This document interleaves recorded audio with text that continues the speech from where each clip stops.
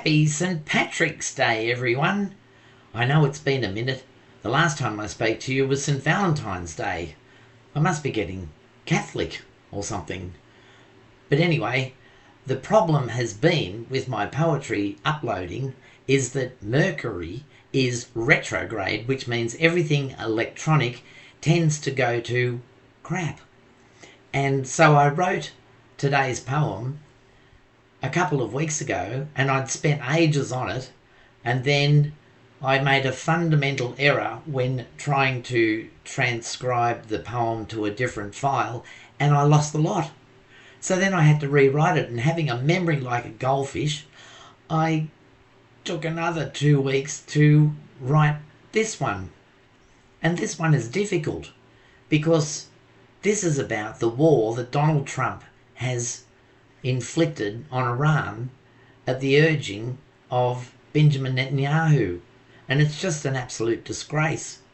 And how do you fit all that into a poem without just making it so long it would be like War and Peace? Well, this is a long poem, but I had to try and fit in lots of things that have been happening over the last month. So today I present to you Turmoil. Turmoil by felon.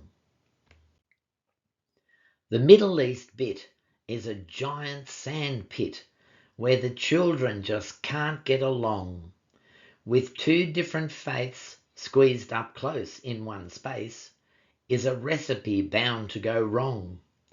The silly old sods worship all the same God, though through differing indoctrinations, a powerful portal that draws in the mortals, producing the lowest vibrations.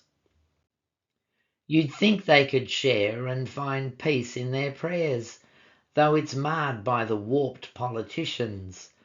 They might wear the robes of the clerical code, but their virtue a false apparition. Selling fear all the time just to keep you in line, while their counterfeit deeds are concealed. Their primary chore is to keep you at war, while dishonesty isn't revealed. Now turmoil prevailed each time Donald inhaled. The Epstein affair wouldn't die. His only defense was to paint a pretense that the truth of his youth wouldn't fly. His greatest perversion lay in a diversion. His history of this was so rife. His homeland attempts had created contempt. It was time for some globalized strife. For 70 years, USA interfered with Iranian rule by their leaders. Not knowing their culture, American vultures used agents to bias their breeders. Thus came revolution, seen as the solution. Now Persia was owned by the clerics. The Trump should have known, when you point your bent bone, you'll create a mutation like Eric. So Tulsi Gabbard pulled Trump's leg, wasn't hard, having trained with the Moscow elite. With 10-year-old data, the old flatulator could wipe out Iran with one tweet. The once Democrat had swapped ships like a rat to control uncontrolled CIA. As Putin's new punk, with hair dressed by a skunk, she would help him see Trump put away. The Zionist Jew, that's the Bibi Yahoo, had encouraged the Trump to advance. He held compromat that Jeff Epstein begat Trump in photos that left Donna askance. Like little Jack Horner, Trump wedged in a corner, could only support Israel's wars. His wishes now met, Bibi jumped on a jet, like the hero abandoned his shores. To prove he's the man, Trump assaulted Iran, bombarding their capital city. With barely a plan, he would level Tehran to show them that he was King Shitty. not giving a toss for the lives that were lost. All that mattered was Epstein was buried. He bombed a girl's school, teeth marks still on his tool, as revenge for their ranks that were serried. Refineries burned, and Tehran was now turned to a cauldron of harsh acid rain. Innocent souls sheltered down in dark holes as the bombs rained again and again. The air became manky, which just made them cranky, for Persia had waited for this. Unleashing their drones, their American clones, Don's friends bore Iranian kiss.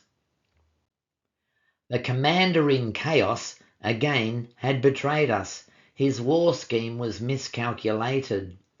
He'd prodded the bear, and they'd long been prepared for their neighbours to be devastated.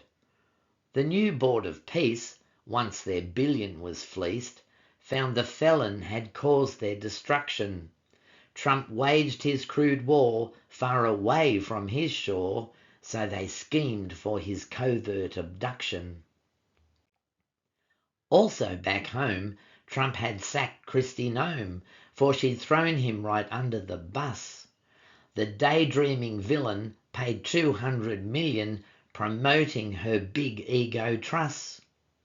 Her new power field was America's shield. These countries were wise to this story. The horse-riding snail would concede to blackmail once exposed for her bonking of Corey. And young RFK waited in disarray as he banned every known vaccination. As thick as a brick, now the country was sick, single-handedly neutered the nation. Trump's war was a mess, judged by Kushner's new dress. He mandated for combat conscription. The bitterest pill, all contenders were ill, a Kennedy-crafted conniption. In true Taco style, Trump then swallowed his bile and declared a victorious mission, neglecting to mention his generals' contention they drained all their flash ammunition. He'd wanted their oil, but Iran's stocks was spoiled by the manic display of destruction. With false information, the mass conflagration had ended the black gold production. With covetous juju, Trump's mate, Netanyahu, was building their latest resort. The Trumpian plaza arose there in Gaza. Their statues adorned the forecourt. A tower of stones built on genocide bones was a finger to Arabs' lament. But old Gazan tunnels were used then to funnel explosive to fuel their descent. The opening day was a vulgar display. All Trump's cabinet was there in attendance. They wore his floor shimes, oversized at the time, to ensure their continued ascendance. The secretive sleuths, as the seekers of truth, underground lit the slow-burning fuse. They made their escape through the desert landscape. Infidels were then blown from their shoes. The boom was amazing. The tower was blazing. It launched to the sky like a missile. All of Trump's crew, and the BB's blokes too, were reduced to dark matter so fissile. Their leaden depravity succumbed to our gravity, descending to earth at warp speed. The corpulent gremlins crashed into the Kremlin, and Putin was flattened like weeds.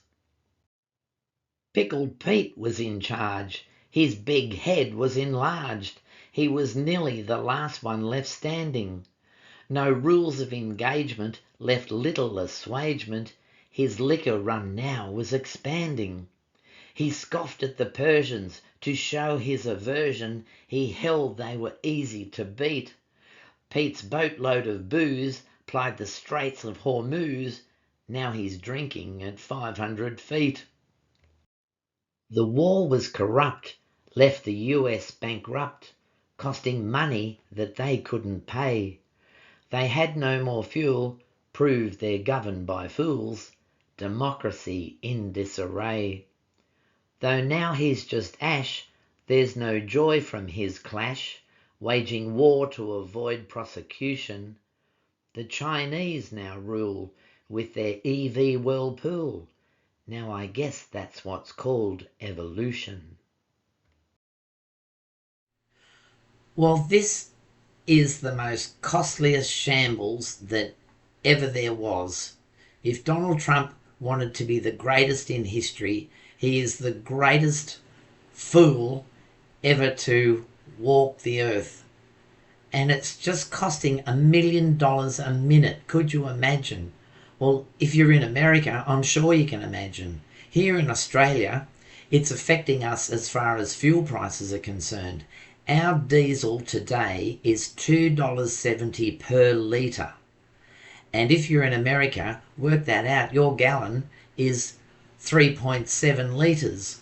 So we are suffering incredibly difficult monetary issues because of this fool of a man. And the sooner he's gone, the better. I had to say. I hope you enjoyed the poem, even though it's not a poem to be enjoyed, but this is from my playlist, The Chronicles of Mania, and I'm trying to chronicle everything that happens, but I struggle to fit it all in. Anyway, please like, share and subscribe and press the notification bell so YouTube can tell you when another one's coming. I know another one's coming on the 24th of March. Exciting. And in the meantime, please stay safe. Please buy lots of water and stick it aside and some canned goods, and we just have to ride this out together and keep praying for world peace.